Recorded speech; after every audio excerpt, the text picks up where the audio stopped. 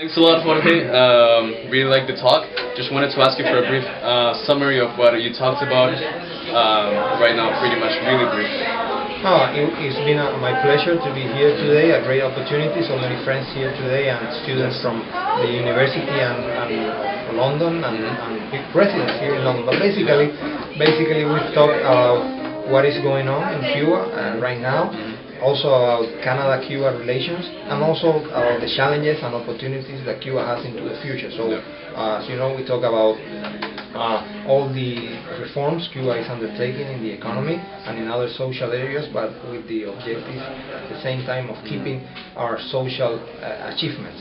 So it's been a very interesting interaction with those present this evening in the event, and it's given us an opportunity to explain more comprehensively what is going on in Cuba right now, taking into account that we receive, as I mentioned, 1 million Canadians every year in Cuba. That's a big number. I had no idea.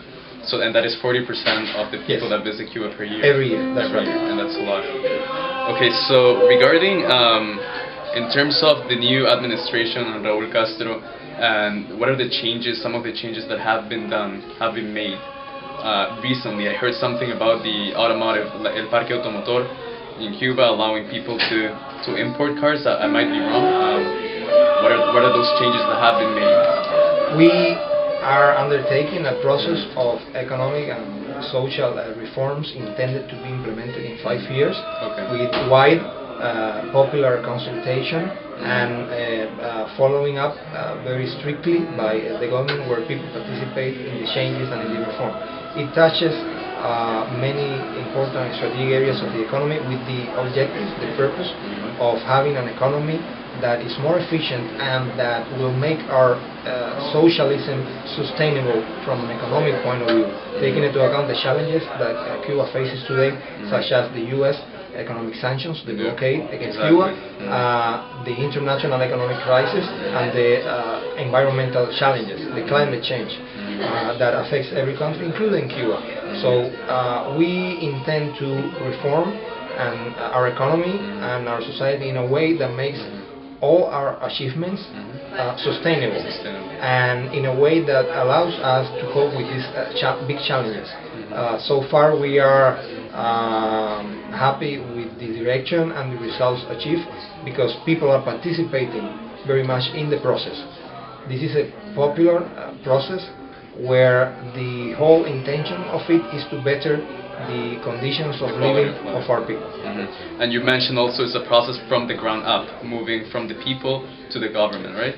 The result of having a document that includes more than 300 changes to our economy and social economic regulations was the result of popular discussion for several months. And as a result of that, a document was produced, approved by the National Assembly, and now being implemented by government with popular participation. One more question about foreign investment in the island.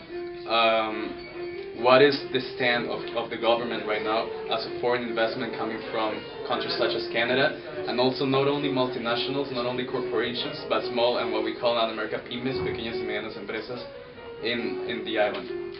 Well, we have a foreign investment law in Cuba that goes back to 1995. So this means there are rules in Cuba for foreign investment. Cuba, in order to approve a project of foreign investment, that project first needs to be environmentally acceptable. Secondly, it needs to bring capital into Cuba, but also technology, and most importantly, it needs to bring to Cuba access of our products to international markets. So, if we have a foreign investment in a product such as nickel in Cuba, which is important, very important for our economy, we will have, as part of the agreement, the possibility of exporting our nickel. So this is the way in which foreign investment is evaluated in Cuba prior to approval. Then, of course, at this point, we want to see this foreign investment in the areas of the economy that we need to develop in order to achieve the reforms and the advances in the economy that we are looking after. But it is very important to understand that at the top of it, we are looking for foreign investment that brings to Cuba as a result a solution to social needs.